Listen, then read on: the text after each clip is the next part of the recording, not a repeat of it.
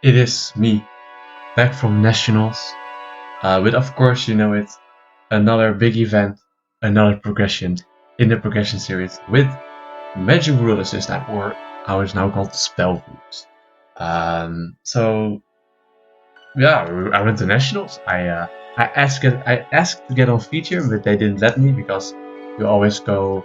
The first guy on the Nationals feature is the guy that won last year.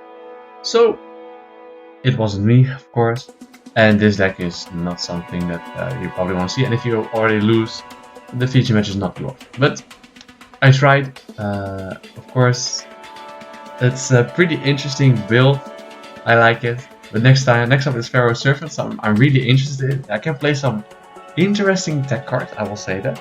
So let's just look into the deck profile and see what happens. So of course we start off with the monsters. I still played it. 3 Jiragumo. Jiragumo is just a very strong card. For the shine. Jiragumo is still a pretty good card. 2200 attack. It's not really a down to Megamorph equipped, so that's also pretty cool. And it's just a beat stick. It's just pretty cool. The card looks very cool. It's just a great beat stick. Then I played 3 Dark Elves. Dark Elves is the same as Jiragumo, just a beat stick. This one's actually better with Megamorph, because you always get the -1000, so this card's always 4000. I just attacked an opponent for 4000. It's very funny, it was very fun. And then we had played 3 Mechanical Chasers. It's just a better 7-4 fish because of the fact that it has 50 more attack. And this card can get over Ash Blossom. It was very funny. Garrett was like, I bricked, said Ash Blossom. I was like, Mechanical Chaser, Battle Phase over the Ash Blossom. Yeah, the card does things I can. Then we still play 2 7-4 fish because of the fact that it's still an 1800 beat stick. You can also play Lajin, but Lajin is a dark and 7-4 fish is not. So a lot of people main Bestial, so yeah. This did this thing. Next 2 monsters are pretty base and pretty good. It is still Hein. If I flipped Hein in the damage step, I always get rid of a monster. I think setting a monster is still one of the better interruptions with a deck like. But then the last monster is the best monster of the whole tournament. This card carried is Cyberjar. Cyberjar is insane, I'm telling you. Cyberjar is just a board wipe in the damage step. Nobody's playing Droplet, nobody's playing Forbidden Chalice. It is crazy how this works. It's very cool. This card is so crazy. Oh my god, I almost won a game because of it, but the opponent just had the exact Bestial that he drew for turn. It's you know, it is what it is, but god damn, this card is crazy. Then for the spell cards, I of course played Drageki because it destroyed boards. It does destroy boards. There's really nothing much to say. This card destroys boards. The same thing for Darkle. So Darkle destroys boards. This is very good. It is a good card. Okay. Next up is 3 Fissure. Fissure is still amazing because it is still removal, and I think Fissure is just great. Somebody was like, and Flu on Replay was like, okay, I activate Fissure, so your M-Pen will now die. He says, okay, Dreaming Town, tribute for cost, and I was like, okay, so I now destroy the, what is this called again? Riser? And he was like, oh yeah, okay. So Fissure it was very funny. All the runic players were like, what are you playing? What? Huh? It was very funny, very funny. Next up is 3 Swords of Revealing Light. I think this card is still one of the better cards in this list. This card is still, this card is still amazing. It's so good. Your opponent has to pay extra resources to remove this card. If they don't remove it, they can't attack. It's that easy. It is just that easy. I'm still on 2 Tribute to the Dude in main. I don't really like this card in main. I mostly have it in for Horus. I think I should put it in the side that if I ever play against Horus, then I side this card instead of Fissures and Dragekis or such. But the discard for Tribute to the Dude is always very hard to play around it. Because in this deck, your hand is your game plan. So if you don't have any cards in your hand, you are dead. Because the top deck wash, you never win because all the opponent's decks have so much recursion nowadays. So the discard is just not optimal. Then I have a lot of one-off spells. The one of Mystical Space Typhoon because it's just MST. MST does negate, and it's just for those extra win conditions or that extra trap card, that floodgate, or that's something that is just annoying. Monster Reborn, this card overperformed, of course, every time. It can win games. I just took an opponent's Galaxy Ice monster from the graveyard that he summoned that I destroyed, and I was like, now it's mine, and I attacked for game. That's so funny.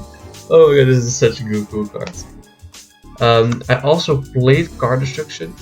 With Card Destruction, I never really like to see it. It's just when I have a bricked hand, I can unbrick it, or when I have a card that is just a brick card, I just play all the other cards, then draw one, I guess, and maybe I can play more. This is something extra. I should play Sky Striker, I guess. The one of Megamorph, because Megamorph is actually going crazy. The one of Megamorph is very strong because you always just equip to a monster, then it can attack over Barone, it can attack over Ampen, it can attack over anything you want. Ampen is not that great, but you know what I mean. Snatchu was very good. I played Snatchu and Change of Heart, but I really like Snatchu more because Snatchu just keeps the monster on your field, and then they have to destroy the monster or Snatchu, which with Change of Heart, the problem is that they get it back. So this is more an OTK card, and this is more a control card. So it's very cool to see the difference between these cards in this kind of deck. Then for the trap cards, I played 3 Solemn Judgment because saying no is very cool. Nothing much more to say. It just says no. Works good with Megamorph. It's a win-win situation. And then this is the literal MVP of today. 3 Mirror Forest. This card is actually cracked. Okay, a lot of people just don't see it coming. And when they don't see it coming, it's even better. I had this. I think it's called Melodious. I had this Melodious guy on yesterday that I was playing, and he just put all his cards in the attack position. I was like, Mirror Force, and he was like, yeah, yes, that works. Sadly, and I just destroyed his whole board. It was amazing. This card is actually cracked. So this was the main deck, just for the main. Nothing special, nothing more, nothing less. You just want consistency. That's why you all play as least as possible. Just let's go into the side deck. The side deck is exactly the extra deck is exactly the same as last time. It's just the same monster. It's just a very good monster, or there are just fusion monsters that are very interesting and funny, but are very bad and don't have to do anything with anything else that you will ever do in this game. But they're just funny. So I always show them to my opponent. It's very cool. Like you're like, yeah, I think you can't play anything else. Then for the side deck is also always the most spicy thing of this deck profile, because of the fact that you can think about it in a different way always, and every time again. So I played Battlelocks as Separate Colorfish in the side deck.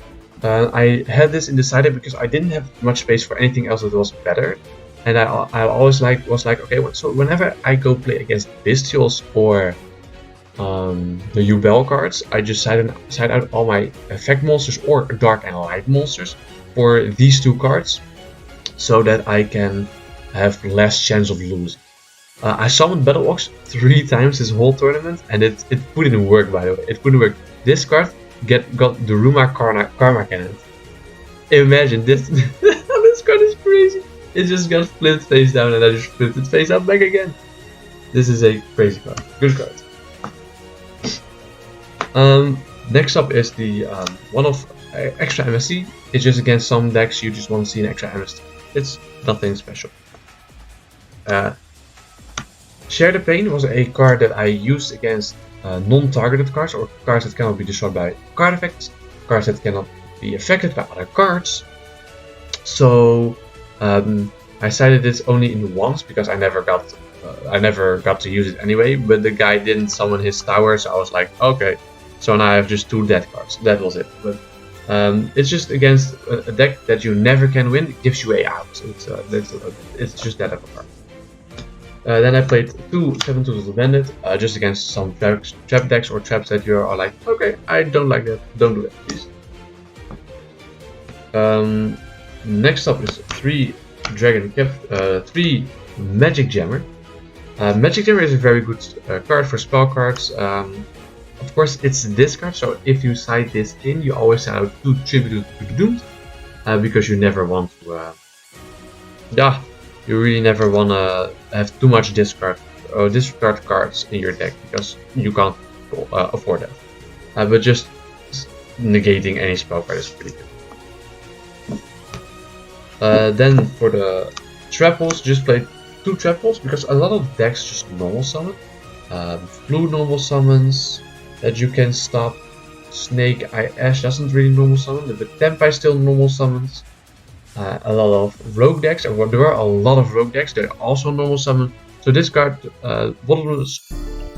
Trapple just got to see a decent amount of side deck play.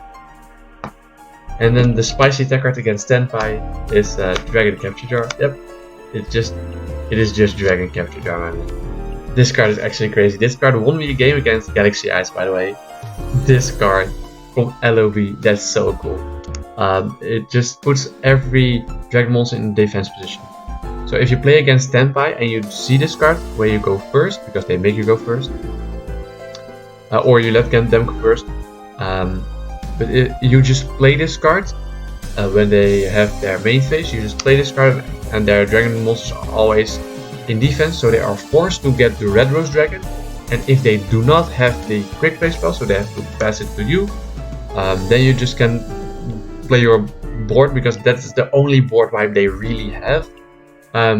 Or you already had Mirror Force set, because Mirror Force does exactly the same thing. It makes it that the opponent never gets into the damage deck, so you just get some extra turn. So this is the deck profile. It was very fun. A lot of my opponents just enjoyed the battles, of course, like always. They were all fun, they were all supportive, they all liked the deck. There's literally nothing to say. I ended up 2-6-1, so I didn't get the 3 wins like lost 2 Dutch Open, so that's very sad. But I did get a draw, that was very fun. I did get the wins, and of course 6 wins. It was the worst performing of this series so far, but it's just nothing you can really do about it. Yu-Gi-Oh! Is just, this deck is very pray to the Yu-Gi-Oh! Gods for your great hands, amazing top decks, and bad opponents. That's literally it. It is very cool, very interesting, and it's very fun. My matchups were Orcus Runic, then it was Runic something, Runic Bestials, I think. Oh yeah, Runic Bestials and then Buster Dragonlock, but that doesn't do anything to me. I don't know my 3rd matchup. What was that again? Oh my god, I don't remember my matchups, man. I should have written them down. I know my last opponent was a fluke player. The 8th round was a no-show. The 7th round was, I don't know, man. Oh, Galaxy Eyes, yes. The round before was also a no-show, so round 6. Round 5. Ooh, who did I play then? I don't know my 3, 4, and 5 rounds anymore. That's crazy, man. My apologies to my opponent that I do not remember. I remember all the other posts, but those are just faded away. But that was kind of my matchups. Yeah, it's just very fun. Next up, Pharaoh Servant. Pharaoh Servant, I'm very hyped. I can build a different kind of deck with Pharaoh Servant that will do something. But that's for deck profile. There's nothing much to say. That was amazing. Amazing decks, amazing format, amazing different decks, different types of decks. It was very good, very crazy. Thank you all for watching, and have a nice night, day, or anything.